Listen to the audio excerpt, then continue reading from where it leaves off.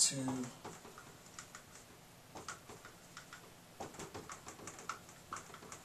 AGENCYCOOR. Okay, 5 ways to strengthen interagency cooperation. The first way that we go about strengthening interagency cooperation. 1. Strengthen interagency cooperation between local law enforcement and public health.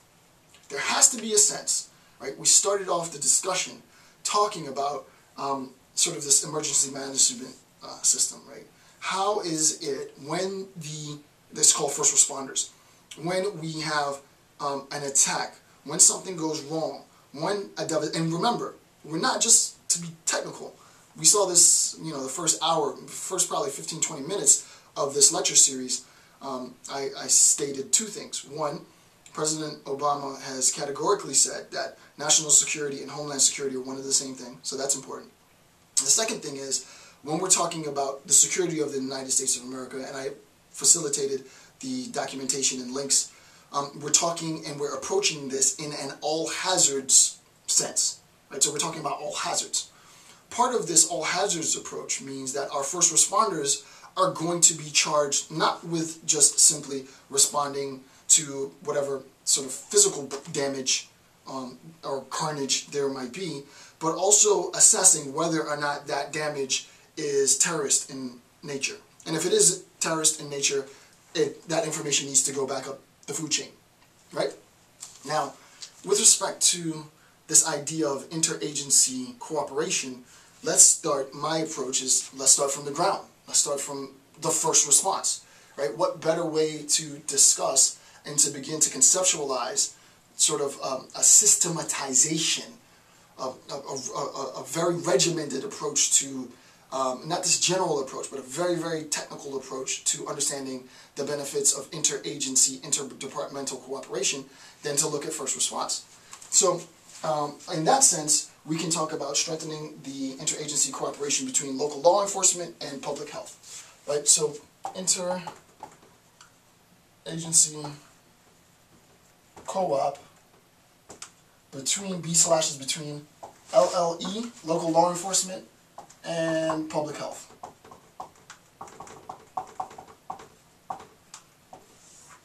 Okay, so we want to talk about making sure that there is interagency cooperation between the local law enforcement and public health. And what I wanted to do was, give some really concrete examples. It took me a while to be able to find the terminology that the bureaucrats use. And I don't mean bureaucrats in a pejorative sense, right? It took me a while to try and find both a term and as a concrete example, but then I stumbled across what's known as the Liaison Model. And when I read it, when I first was introduced to, in researching for this lecture, I first stumbled on the term Liaison Model. I was like, okay, that sounds cool. So I tried to find more instances of liaison models in different literature. And then I was like, no, this is a great idea. This is a really good idea, which helped spawn my own suggestions, which I'll give in a second. So let me describe this liaison model, right? So we're going to be talking about, and this is the term that's used, it's called a liaison, L-I-A-I-S-O-N, model, the liaison model. The question is, well, what is the liaison model? And I'll read and you can follow along. Again, forgot to say it in the beginning.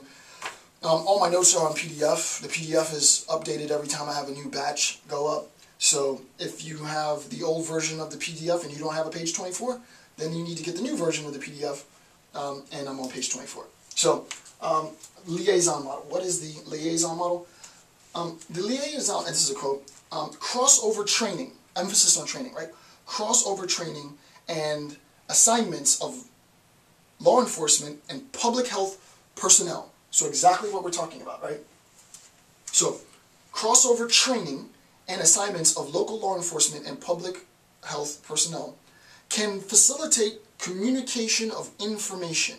So this is important, right? So we have local law enforcement here, and we have public health here, and what we recognize is we are getting, in this process of the liaison model, the question is, what is the byproduct? What's the advantage? Well, one of the advantages that we're getting from this liaison model is that we're getting crossover training, crossover training becomes a benefit. I get to local law enforcement gets to know a little bit of public health's first responder techniques, public health, get to know a little bit of local law enforcement, so there's a crossover training. I'm going to return to this concept in a little bit, right?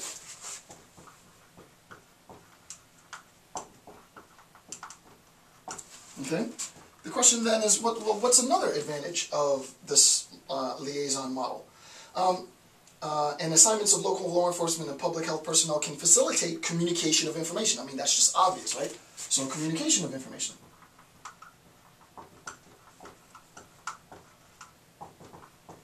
Right? It helps the communication of information. This model was reported to be successful in improving cross-agency, keyword, and I actually should have put it in bold. In my version it's not bold, but if I can remember by the time I upload this and you're seeing it, I'll try and put coordination in bold and underline it. Crossover agency, keyword, coordination, right? Coordination, very, very specific, right? This model was reported to be successful in improving cross-agency coordination in the United States and Canada, right? So, coordination. And it seems like it's not just intra-governmental, but inter, right? We're talking about international, U.S. and Canada, right? So, it benefits both domestic and international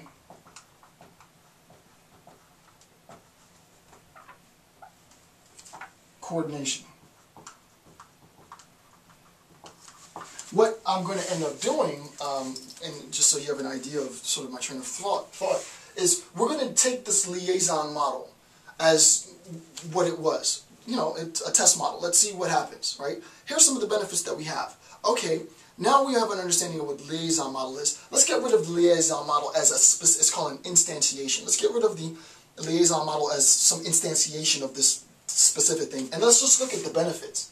And what we can do is look at these benefits, preserve these benefits, but create a brand new model. This is how we go about sort of systems design approach to coordination of interagency cooperation, to be technical. Okay, so sorry about that. This model was reported to be successful in improving cross-agency coordination in the U.S. and Canada. So we have domestic and international coordination as a benefit. Cross-fertilization, gaining legitimacy in the partnering agency, and increasing access and information sharing were among the benefits listed by stakeholders. Right? So tons of benefits, tons of good. And when I read it, I was like, no, that's actually a genius idea, right? That really is a very good idea at a governmental level, but also for the stuff that I do, you know, for my 9 to 5, right? It's like conflict resolution. Wow, yeah. It's sort of like live a day in my shoes. That old vernacular. You know, walk a mile. If I could walk 500 miles, blah blah blah blah blah blah. The idea is very simple. Walk in my shoes. Right? Spend a day in my shoes. Right? Spend a day preparing for lectures. It'd be a very boring day for you. Very quiet though. Very isolated, which I like. But you know, if you could spend a day in my shoes, type thing. That's the vibe. And insofar as you spend a day, and I'm being completely loose here, but just so that you understand that it's very simple. If you could spend a day, if you could spend a day in my shoes, if you could spend a day in my shoes, you would understand. I spent that day in your shoes. We both went out as a team, right? We both addressed the problems. We both referred to our expertise. You taught me a little, I did what you did. I taught you a little, you did what I did.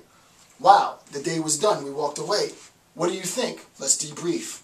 Let's assess. Let's do it again, right? Let's create a model. So,